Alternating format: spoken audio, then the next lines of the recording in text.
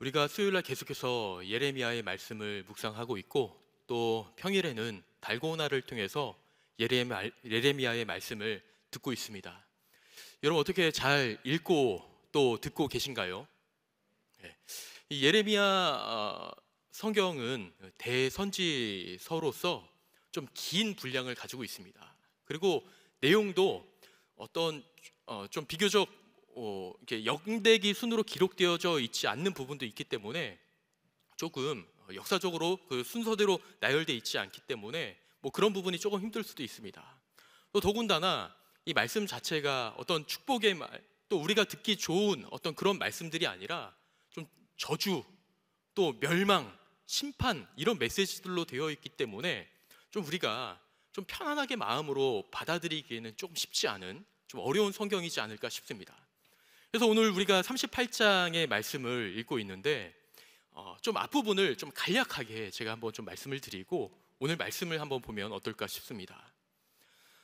이 예레미야는요, 남쪽 유다에서 활동했었던 선지자입니다. 남쪽 유다는 총 20명의 왕이 있었는데 그 20명의 왕 중에 16번째 왕 요시야 왕 때부터 활동했던 선지자가 이 예레미야 선지자입니다.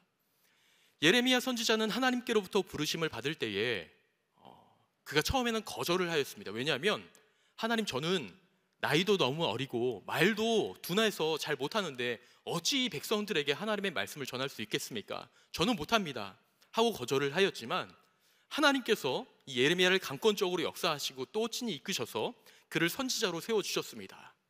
그렇게 16번째 왕 요시야 때부터 활동을 했었고, 또 그 나라가 바벨론에 의해서 멸망되기까지 시드기야 왕이 20번째 마지막 왕인데 그 시드기야 왕 때까지 활동했었던 이 선지자가 예레미야 선지자입니다.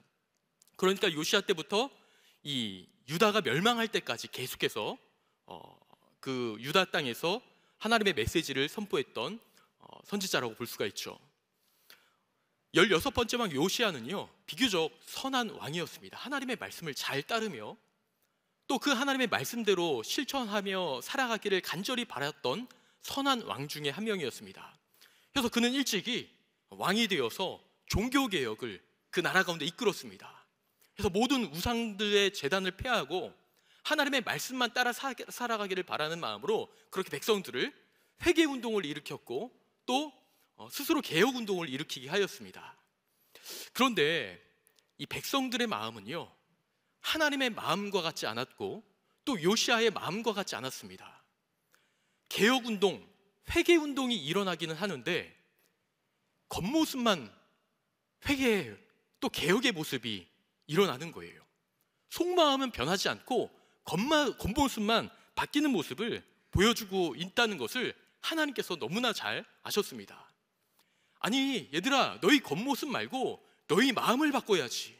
겉모습은 중요한 게 아니라 너희의 마음을 바꿔, 마음이 중요해 하면서 하나님께서 이 사람들의 마음에 대해서 끊임없이 터치하시면서 그 마음을 바꾸라 라고 이야기를 해요.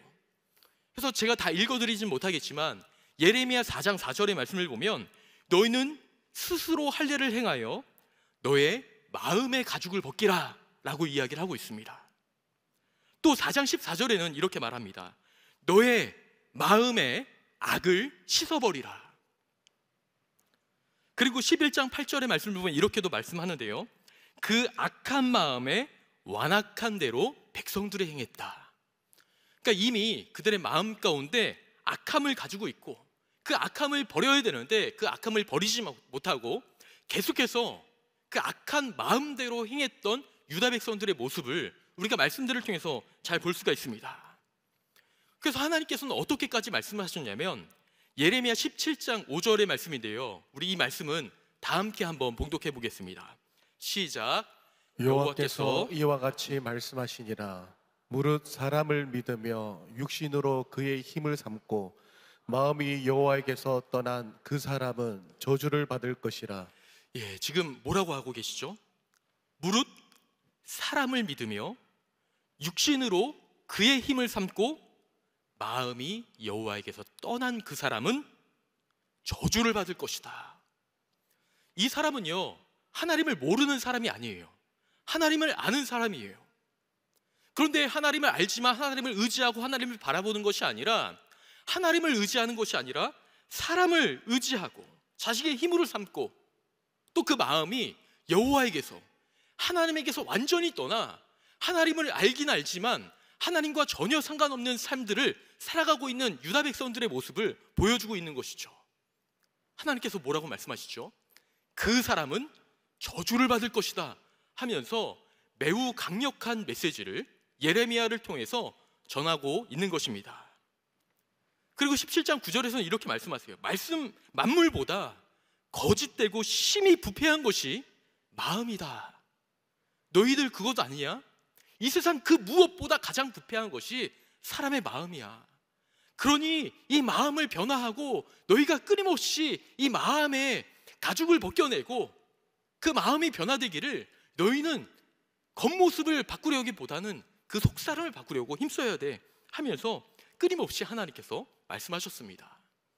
이렇게 요시야 왕은 그 나라를 개혁하고 백성들의 마음을 개혁하려고 했지만 끝끝내 자신의 겉모습만 변화한 척하면서, 개혁된 척하면서 속사람은 여전히 하나님으로부터 마음을 떠난 사람과 같은 삶들을 살아가는 모습을 보여주었습니다.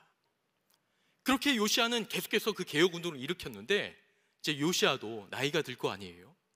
요시야도 그만 죽게 되었습니다. 하나님의 그 말씀을 온전히 전하지 못했어요.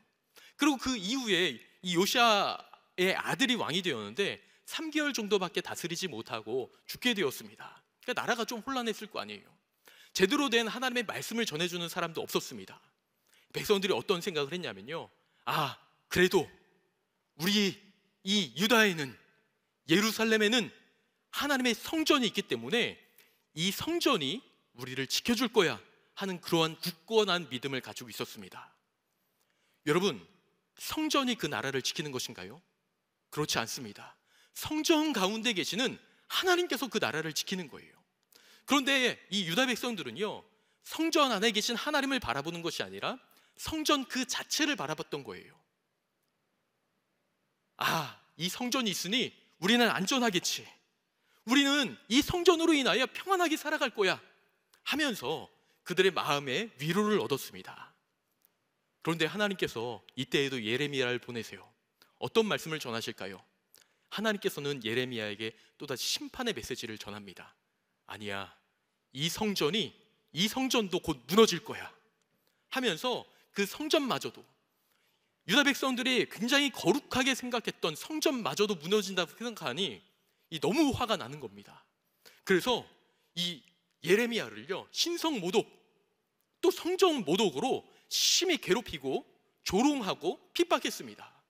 그래서 예레미야는 그때서부터, 사실 그 이전부터 조롱과 핍박이 심했지만 이때서부터 시작하여 더 큰 조롱과 핍박을 받기 시작했습니다.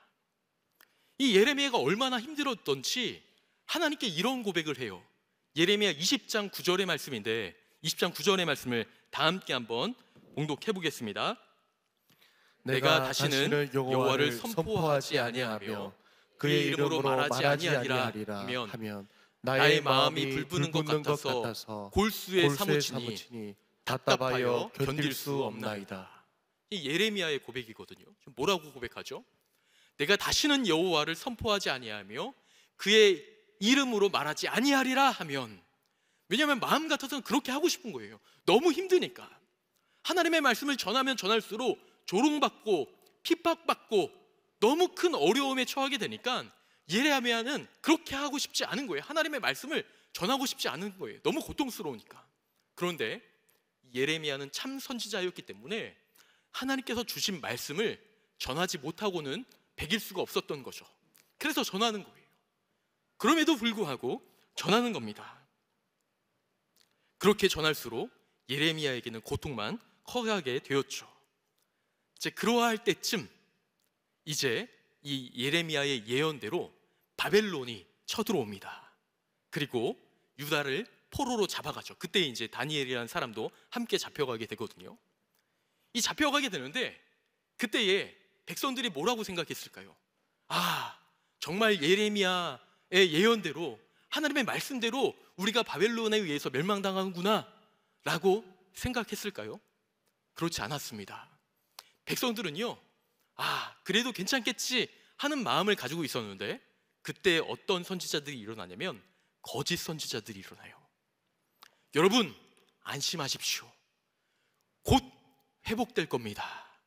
이 바벨론이란 나라, 비록 우리가 잠시 몇 명의 사람들이 포로로 끌려갔지만 그들이 다시 곧 돌아오게 될 거고, 바벨론은 곧 멸망하게 될 겁니다 하면서 거짓 선지자들이 이렇게 잘못된 하나님의 메시지, 사람의 메시지를 전하는 거죠. 평안하다, 평안하다, 평안할 것이다 라는 것을 전하며 백성들을 안심시켜요. 그때에도 예레미야는 변함없이 하나님의 말씀을 선포합니다. 아닙니다, 여러분. 70년 동안 이 땅은 황폐하게 될 것입니다. 바벨론이 또다시 이 나라를 쳐들어와 70년간 완전히 유다 땅을 황폐하게 만들어 둘 것입니다 하면서 또다시 바른 소리, 하나님의 말씀을 전합니다. 그 말씀을 듣고 있던 고관들이 이제 너무 짜증나고 화가 나고 더 이상 견딜 수가 없는 거예요. 예레미야를 잡아서 가둡니다. 깊은 웅덩이, 그 웅덩이 감옥이었던 것 같아요. 웅덩이를 파가지고, 깊은 웅덩이를 파가지고 그 안에 예레미야를 가두고 그 위에 돌을 덮어버립니다. 지하 감옥인 셈이죠. 그런 감옥에 이 예레미야를 거두고 밥도 주지 않는 거예요. 그렇게 이제 예레미야는 정말 죽음을 당할 위기까지 놓여지게 된 것입니다. 그때에 참 감사하게도 구스 사람이 이거는 아무리 내가 생각해도 잘못된 행동이다, 이 예레미야를 살려야겠다 하는 마음에 그 당시 왕이었던, 마지막 왕이었던 시드기야에게 잘 이야기를 해서 예레미야를 몰래 그 감옥 구덩이에서 건져내게 됩니다. 그리고 이제 그렇게 바벨론이 또 쳐들어오게 될 것 같은 상황이었는데, 그때 왕이었던 시드기야가 예레미야를 부릅니다. 선지자 예레미야, 잠깐 나 좀 봅시다 하고 조용히 예레미야를 불러요. 그리고 이렇게 이야기를 합니다. 지금 예레미야, 당신이 나에게 하나님의 말씀을 솔직하게 하나님의 말씀을 좀 전해줬으면 좋겠습니다. 그럼 내가 그 말씀을 듣겠습니다 하고 왕이 너무 답답하니까 어떻게 해서든지 바벨론이란 나라로부터 해방되고 싶은 마음이 있으니 이 예레미야죠. 예레미야에게 가서 이야기를 합니다. 예레미야가 뭐라고 했을까요, 여러분? 예레미야는 변함이 없습니다. 그대로 이야기해요. 왕이시여, 항복해야 됩니다. 지금 하나님께서 당신에게 바라는 것, 이 백성에게 바라는 것은 이 바벨론에게 항복하는 것입니다.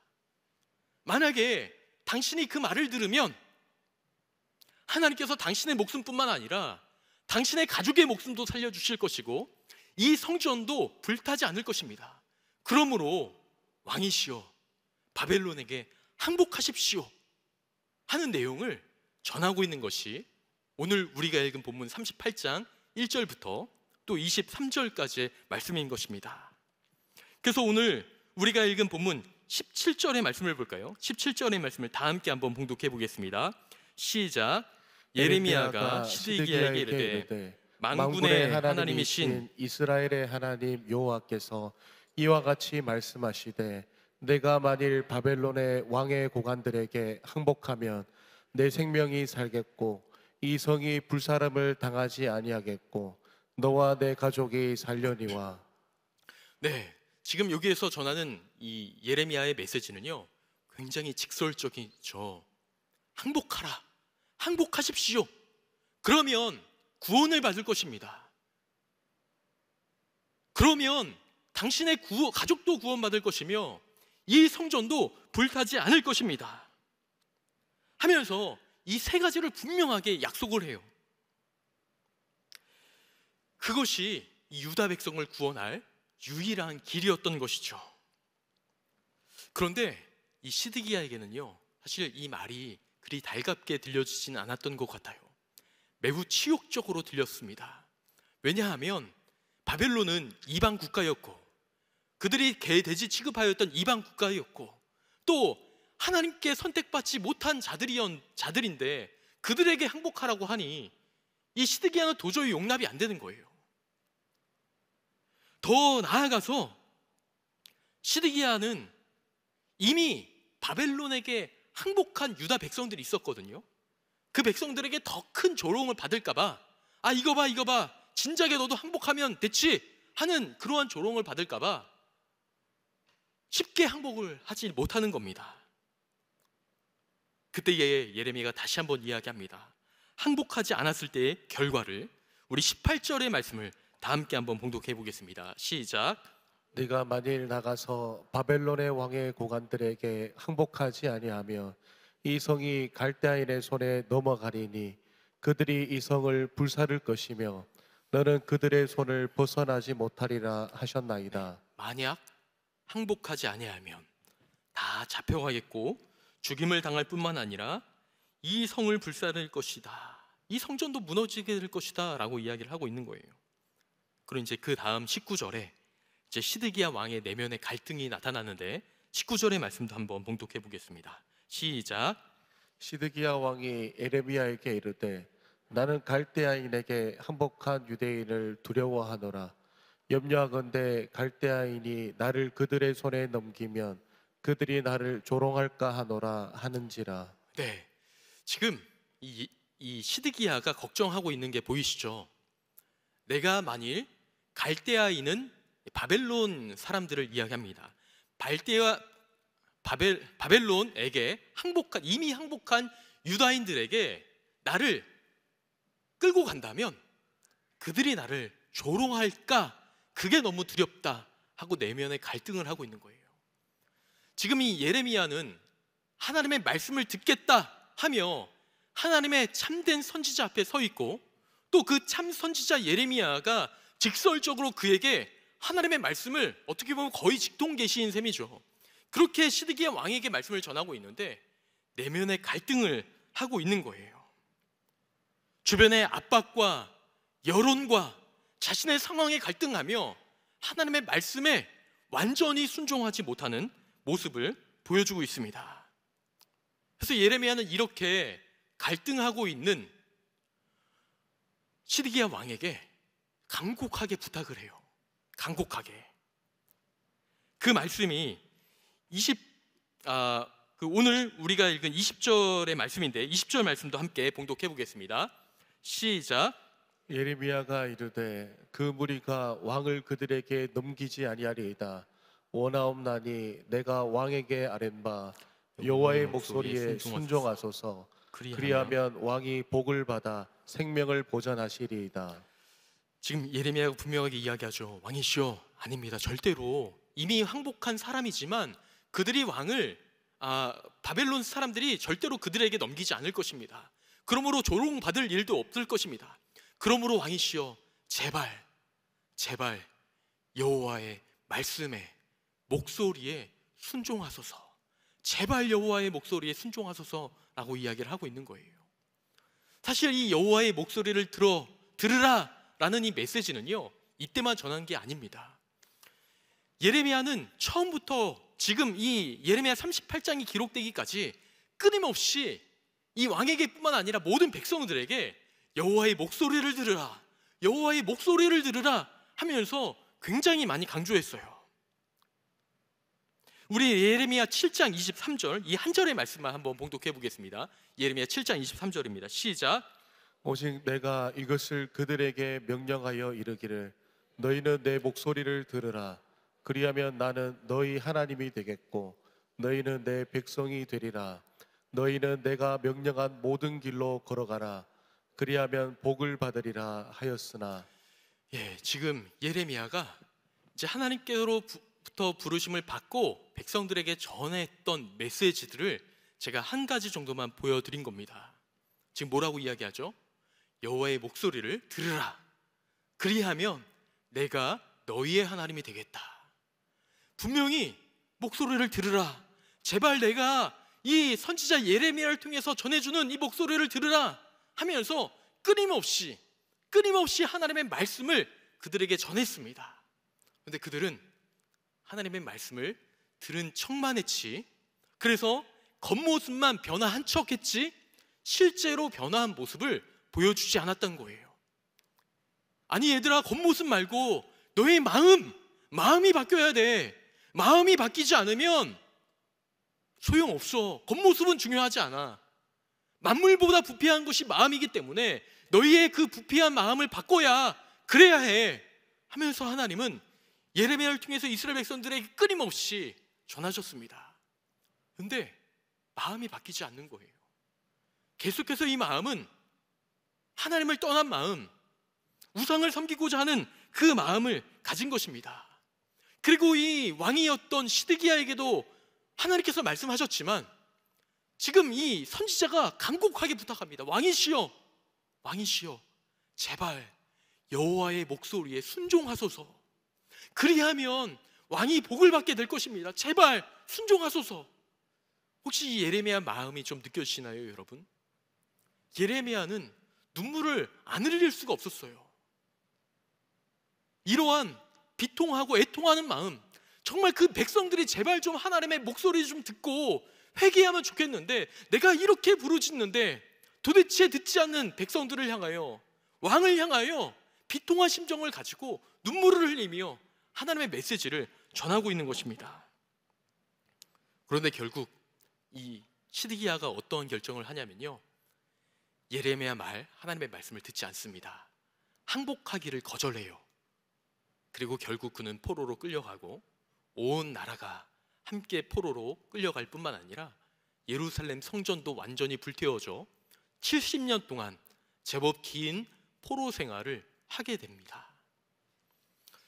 이러한 모습들을 보면서 우리는 좀 무엇을 생각해 볼 수 있을까요? 저는 이 시드기야의 모습을 좀 묵상하고 또 고민해 보면서 오늘날을 살아가는 저와 또 우리의 모습이 아닐까 한번 생각해 보았습니다. 여러분, 지금도 하나님께서 우리에게 저는 분명하게 말씀하고 있다고 생각합니다. 믿습니다. 담임 목사님을 통해서 늘 우리에게 너무나 귀한 말씀, 우리는 하나님께 받잖아요. 그 말씀 여러분 잘 듣고 계시나요?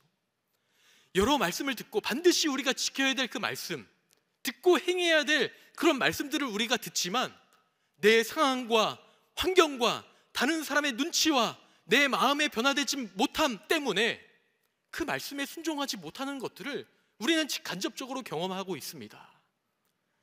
우리가 혹 그 말씀뿐만 아니라 개인의 성경의 묵상을 할 때에 마음에 큰 감동이 있어요. 큰 은혜가 있습니다. 아, 내가 정말 이렇게 살면 안 되겠구나. 하나님의 말씀을 받아 그저의 말씀대로 오늘 하루도 살아가야지 하며 굳센 마음을 먹고 하루를 시작할 때도 있지만 우리의 마음이 그렇게 쉽게 변하지 않다는 것, 우리는 가끔씩 또 어쩌면 종종 확인하게 되기도 합니다.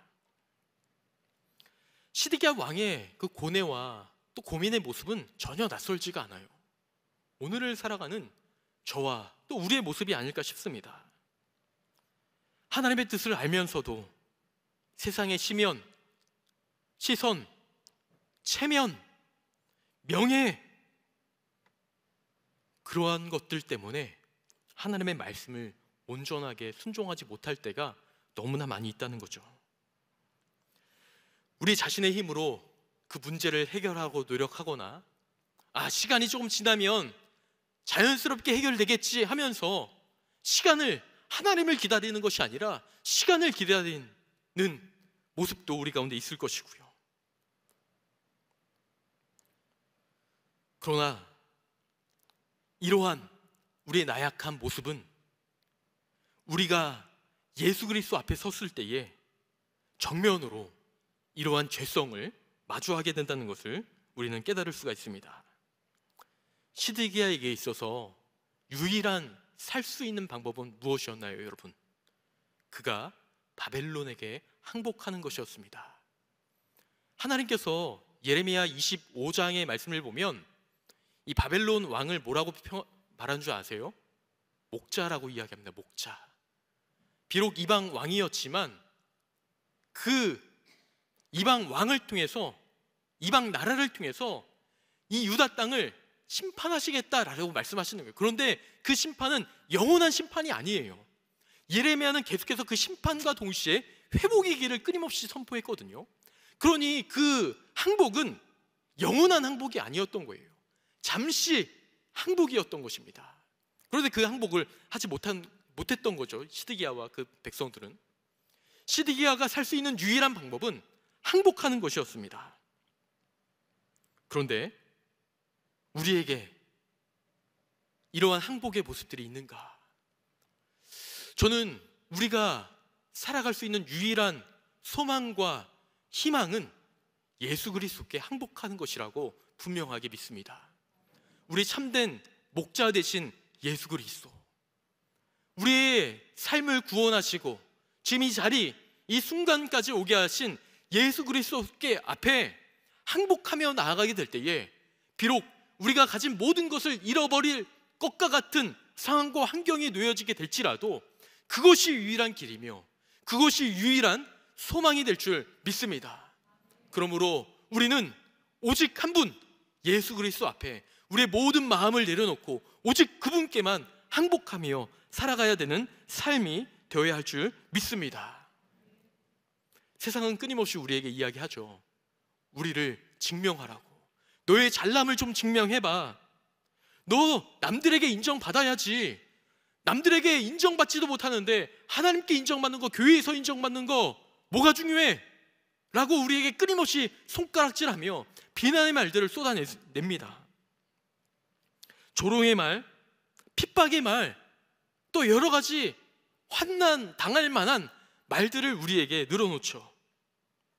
그런 말을 들을 때마다 어쩌면 시드기야와 같이 조금은 두려운 마음을 가지고 하나님의 말씀 앞에 온전히 서지 못하는 저와 또 우리의 모습들을 발견하게 되지도 않나요?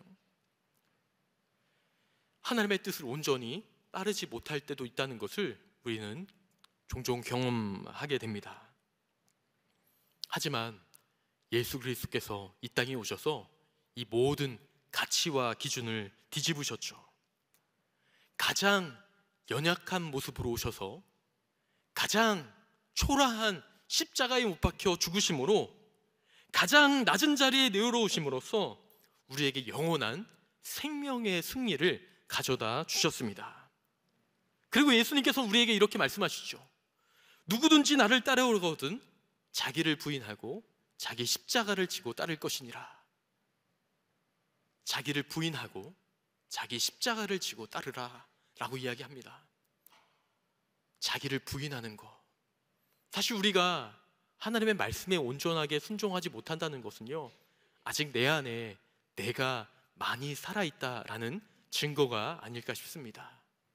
내 안에 내가 너무나 많이 살아있기 때문에 우리는 하나님의 말씀보다 내 마음을, 내 말을 쫓아 살아가는 게 아닐까 한번 생각해 봅니다.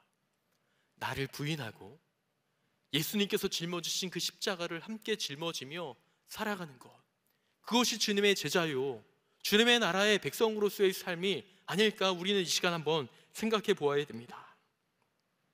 그래서 우리는 예수 그리스도께 항복할 때에 우리는 죄와 사망에서 벗어나 영원한 생명과 참된 평화를 얻을 수 있다는 사실을 기억하고 또 이 세상에서 누릴 수 없는 위로를 오직 예수 그리스도를 통하여서만 받을 수 있다는 사실을 우리는 기억하며 오늘 우리에게 주어진 삶을 살아가야 될 줄 믿습니다.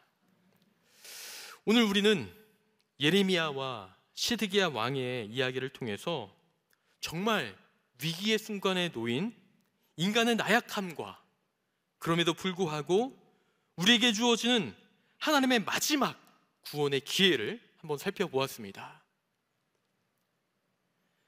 시드기야 왕은 사람의 조롱과 또 자신의 체면 때문에 하나님의 분명한 구원의 메시지를 거부했고 또 결국 비참한 최후를 맞이하게 되었습니다.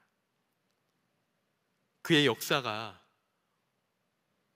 우리에게 하나님의 말씀에 대한 불순종이 얼마나 비극적인 결과를 초래하게 되는지 분명하게 보여준다라고 믿습니다.